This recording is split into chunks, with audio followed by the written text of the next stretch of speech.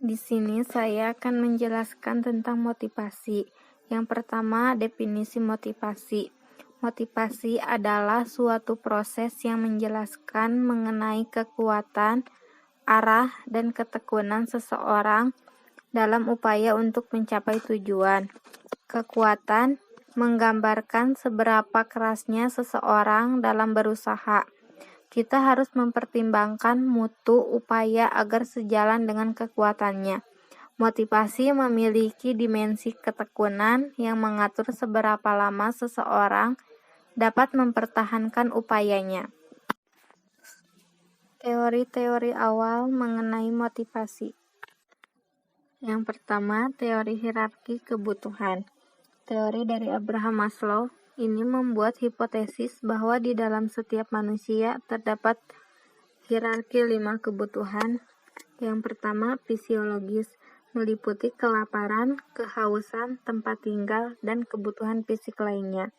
Yang kedua, rasa aman, meliputi keamanan dan perlindungan dari bahaya fisik dan emosional. Yang ketiga, sosial, meliputi kasih sayang, persahabatan, dan rasa memiliki. Yang keempat, penghargaan, terdiri dari faktor internal, misalnya rasa harga diri, kemandirian, dan faktor eksternal, misalnya status, pengakuan, dan perhatian. Yang kelima, aktualisasi diri, yaitu dorongan yang mampu membentuk seseorang untuk menjadi apa, meliputi pertumbuhan, pencapaian, dan pemenuhan diri.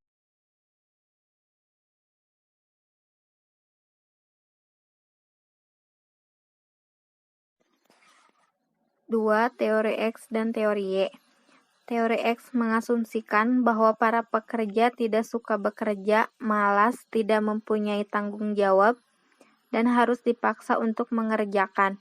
Sedangkan teori Y mengasumsikan bahwa para pekerja suka bekerja, kreatif, mencari tanggung jawab, dan dapat menyodorkan diri sendiri dalam melakukan pekerjaannya. Yang ketiga, teori 2 faktor. Teori 2 faktor adalah suatu teori yang mengaitkan faktor-faktor intrinsik dengan kepuasan kerja dan menghubungkan faktor ekstrinsik dengan ketidakpuasan kerja. Teori ini juga dinamakan teori motivasi murni. Faktor murni merupakan faktor yang ketika memadai dalam pekerjaan akan mampu menenangkan pekerja. Ketika faktor-faktor ini memadai, pekerja tidak akan puas. Yang keempat, teori kebutuhan misilen. Teori ini menyatakan bahwa pencapaian, kekuasaan, dan afiliasi adalah 3 kebutuhan yang penting dan dapat membantu dalam menjelaskan motivasi. Teori kebutuhan misilen dikembangkan oleh David Misilen dan rekan-rekan dengan melihat 3 kebutuhan. Yang pertama, kebutuhan akan pencapaian adalah dorongan untuk berpartisipasi untuk pencapaian yang berhubungan dengan serangkaian standar. Yang kedua, kebutuhan akan kekuasaan adalah kebutuhan untuk membuat orang lain berperilaku dengan cara yang tidak akan dilakukan tanpa dirinya. Yang ketiga, kebutuhan akan afiliasi adalah keinginan untuk hubungan yang penuh persahabatan dan interpersonal yang dekat. Selanjutnya, teori-teori kontemporer mengenai motivasi. Yang pertama, teori penentuan nasib sendiri.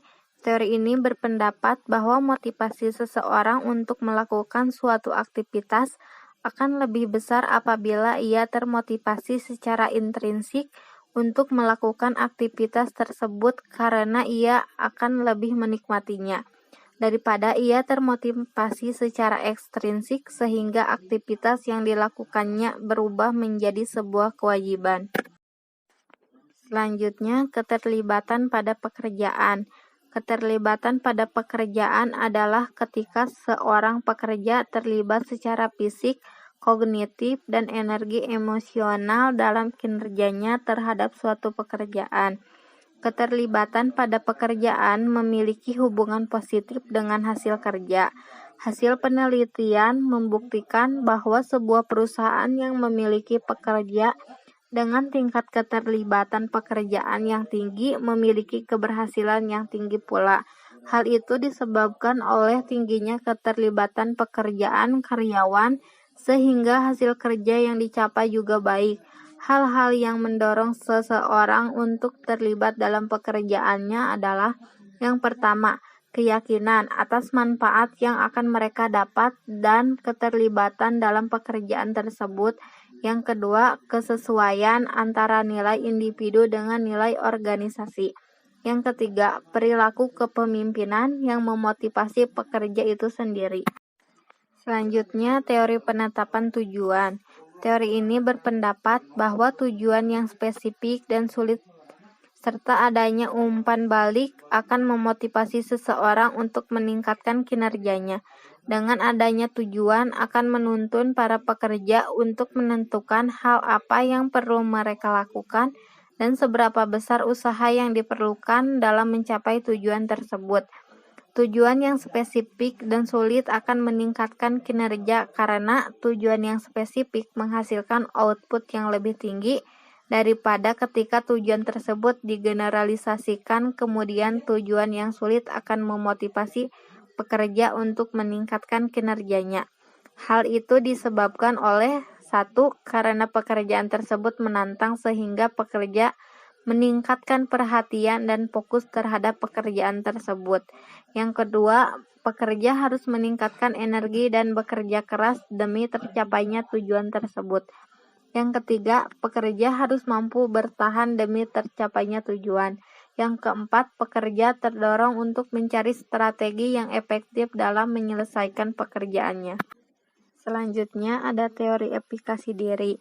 Teori efikasi diri juga dikenal sebagai teori kognitif sosial atau teori pembelajaran sosial, mengacu pada suatu keyakinan individu bahwa dimanapun untuk melaksanakan tugas, ada 4 cara untuk meningkatkan efikasi diri. Yang pertama, ada kemahiran dalam melaksanakan.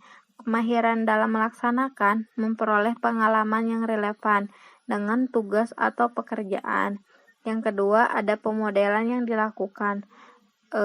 Pemodelan yang dilakukan menjadi lebih terpercaya diri karena Anda melihat seseorang yang lain mengerjakan tugasnya. Yang ketiga, bujukan secara lisan. Maksudnya adalah bujukan secara lisan menjadi semakin percaya diri karena seseorang meyakinkan Anda memiliki keahlian yang diperlukan untuk mencapai kesuksesan. Yang keempat, ada stimulasi. Stimulasi dapat meningkatkan efikasi diri. Yang selanjutnya ada teori keadilan atau keadilan organisasi. Teori keadilan adalah suatu teori yang menyatakan bahwa perbandingan individu mengenai input dan hasil pekerjaan mereka dan berespon untuk menghilangkan ketidakadilan. Didasarkan pada teori keadilan, para pekerja yang menganggap sebagai ketidakadilan akan melakukan salah satu dari 6 pilihan berikut. Yang pertama ada mengubah input, yang kedua mengubah hasil, yang ketiga mengubah persepsi sendiri, yang keempat mengubah persepsi orang lain, yang kelima pilih pembicara yang berbeda, yang keenam meninggalkan bidang. Dan yang terakhir ada teori ekspektasi. Teori ekspektasi yang dikemukakan Viktor Fromm menunjukkan bahwa kekuatan dari suatu kecenderungan kita untuk bertindak dalam cara tertentu bergantung pada kekuatan ekspektasi kita mengenai hasil yang diberikan dan keterkaitannya.